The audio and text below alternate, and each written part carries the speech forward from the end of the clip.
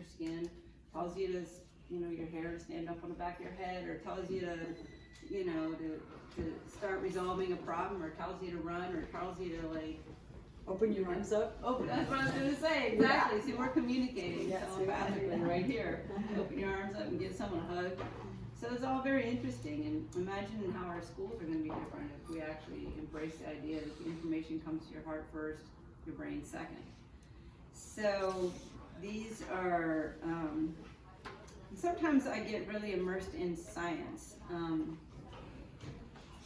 of these pieces in my book here are not on this page, so I don't want to talk about ones that are on this page. This one here. The one that shows my science inquisitive mind. Yeah. The string theory wanders through the natural world, leading everywhere. And that's, I don't know if you guys have heard of the string theory or not. Hello, a whole bunch of my relatives just walked in.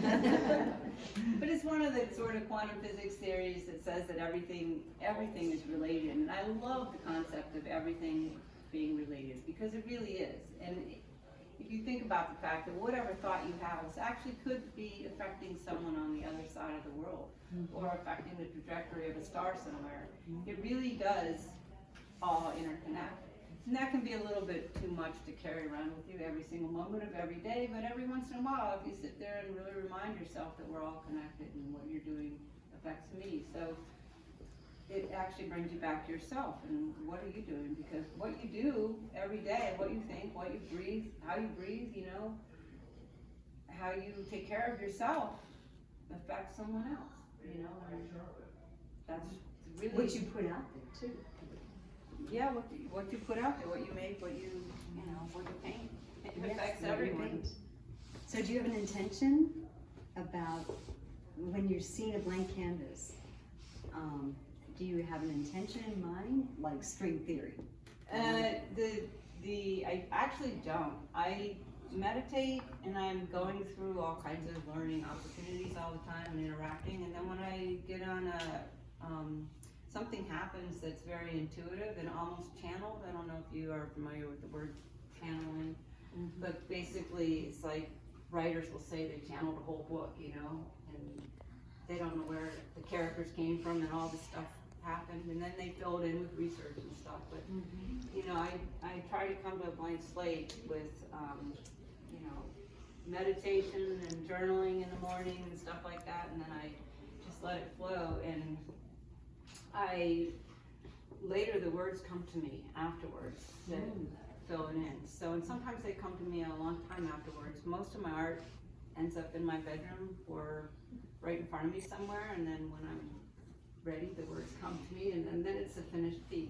If that makes sense. So many famous people that are writers, particularly that I follow, say that that idea comes to them at a very specific moment. And if they don't grab it right then and there and write it down, then it goes off to somebody else. Yeah, I think that's true with a lot of channeling of information. You get an inkling, an intuitive hit, a download, whatever you want to call it. It's usually at a moment when you're relaxed and your heart is open and you're ready to receive. And yeah, a really good connection to that stuff allows you to make use of it, and it really applies to everything. I mean, I don't know if you saw the movie about the man who knew infinity. Every time he sat down to meditate, all these mathematical formulas would start pouring out of him. Right. And then you take them out in the mathematical community, and like, you have to prove them. We can't just use them like that. But he's like, but they just came like that, And so it's not just art and creativity. It's anything and everything. And I like that you also, we don't all have to just say, oh, I've got to meditate so I get inspired. I think if we're just in tune to that energy and that message, and wherever we are, like you're in your car, pull over, Right. then write it down. Right. Yeah. Well, that's true, and lot of people get intuitive hits in the shower. Right. It's really inconvenient to write things Yeah. down. Mhm. But, you know, it happens all over the place. In fact, that's one of the neat things about all our technologies, that we can instantly record all this stuff. Exactly. I think with the technology, we can also share it a little more broadly, and connect, you know, a lot easier to others, which is one of the fabulous opportunities of this world. And you're inspiring to a lot of people. Does anybody have any questions for her? I mean, I think it's just marvelous that you're so willing to put it out there, what your process is and what your intentions are, and how you want to share it with the world. Yeah, I mean, I'm pretty willing to share just about anything because I've spent a lot of time learning, and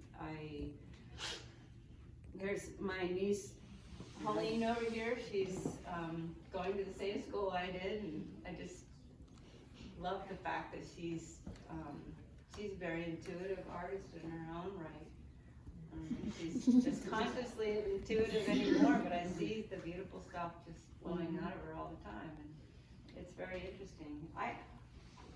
For me, you know, it's like easier to create the art and show this as a product almost, but the real work is in the interaction with other people. You know, what do you say when you meet them? How do you listen to them? You know, how do they, you know, what do they bring to your experience in this world? I mean, just kind of anything. It shows up, you know, whether it's being able to cook for somebody or being able to just give somebody a little rub on the back or massage on the back, you know, it's just,